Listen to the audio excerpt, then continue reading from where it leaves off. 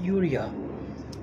Urea is the form in which majority of us provide nitrogen to our plants. Nitrogen जो है वो सबसे common तौर पे जो हम पौधों में डालते हैं वो ये फॉर्म है यूरिया का। आप ये देख रहे हैं किस प्रकार से ये साबूदाना से भी छोटे दाने हैं।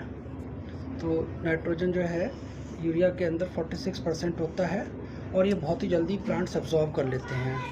So this is the main reason that since it gets absorbed very fast then as compared to other forms of nitrogen, urea is preferred most. तो ये आप देख रहे हैं ये जो दानेदार है यही यूरिया है।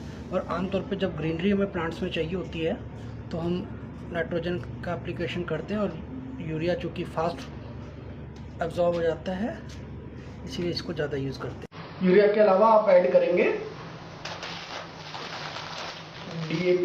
जब आप मिट्टी का तैयार कर रहे हैं उसमें हल्के से 3 से 4 दाने आप एक गमले में यूज़ कर सकते हैं मिट्टी तैयार करते वक्त।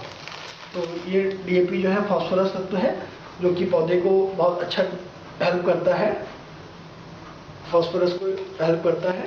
ये दूसरा एक और चीज़ है potassium.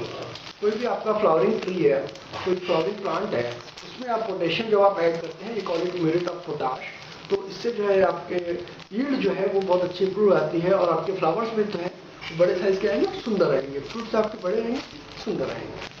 Thank you. Hi. See? 10, 26, 26, 18, 18, 18, 19, 19, 90. Are we going to talk about maths? Or am I speaking regarding data science? No, I'm talking about biological science. Yes. Nitrogen, phosphorus and potassium represented as NPK. So these are basic nutrients that we know are required by plants. There are various forms of combinations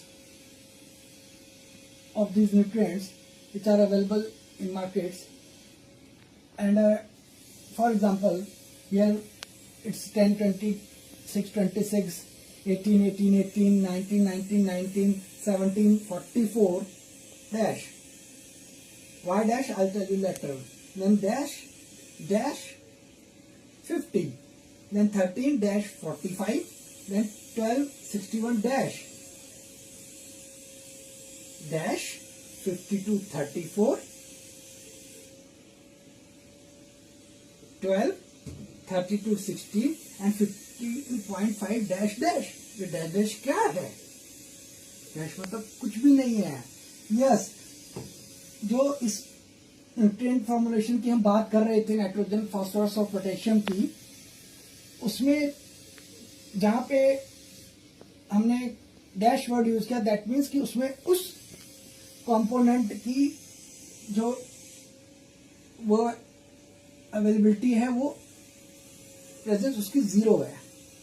for example जैसे 19, 19, 19 NPK 19, 19, 19 market में आमतौर पे बहुत easily available होता है और ज्यादातर लोग अपने फसलों में भी डालते हैं और जो गार्डनिंग कर रहे हैं उसमें भी वो NPK 19, 19, 19 का फॉर्मूला यूज करते हैं। इसी प्रकार से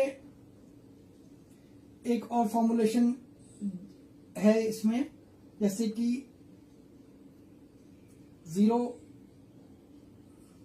52, 34, यानी इसमें नाइट्रोजन 0 है, फास्फोरस की मात्रा 52% और पोटेशियम की मात्रा 34% है। इसी तरीके से एक और फॉर्मुलेशन है जिसमें 15.5% नाइट्रोजन है, उसमें फास्फोरस भी नहीं है, पोटेशियम भी नहीं है। ऐसे ही एक और तत्व है जिसमें कि नाइट्रोजन भी नहीं है, फास्फोरस भी नहीं है, लेकिन पोटेशियम की मात्रा 50% है। एक और है ऐसे ही 17 और 44 NPK जिसमें कि 17% नाइट्रोजन, फास्फोरस की मात्रा 44% और पोटेशियम की मात्रा 0 है।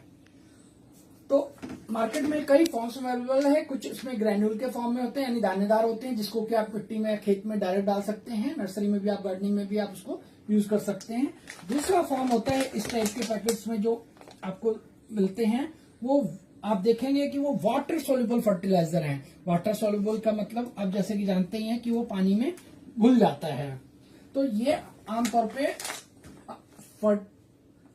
फोलियर एप्लीकेशन या फर्टिगेशन, यानी अगर आप पानी के साथ भी इसको, सिंचाई के साथ भी दे रहे हैं, तो उसमें भी ये यूज होता है। तो ऐसा ही आज हम बात कर रहे हैं 1261 NPK की, जिसे कि हम मोनो अमोनियम फॉस्फेट भी बोल देते हैं। तो ये है, आप इसको देख रहे हैं कि अलग अलग डिटेल्स इसमें आप सब चीजों की देख सकते हैं, जैसे मॉइस्चर कितना है इसमें, सारी डिटेल्स आपको यहाँ पे साइड में मिल रहा है। और मेन जो चीज आपने, जब भी आप कोई NPK लेने जाते हैं, आपको यहाँ पे इस चीज को देखना है कि उसका परसेंटेज रेशो क्या है। तो इसे आप आराम से, अगर आप गार्डनिंग कर रहे हैं तो उसमें भी यूज कर सकते हैं, खेतों में भी यूज कर सकते हैं। फॉर एग्जांपल आप देख लें कि इस टाइप का ये शीशी आती है स्प्रे करने की, आप इसमें भी इसको यूज कर सकते हैं। तो इस टाइप की चीजें जो हैं, आज की डेट में जब हम न्यूट्रिएंट्स की बात कर रहे होते हैं, तो प्लांट में जब हम बात करते हैं कि खाली मीडिया ही इंपॉर्टेंट नहीं है।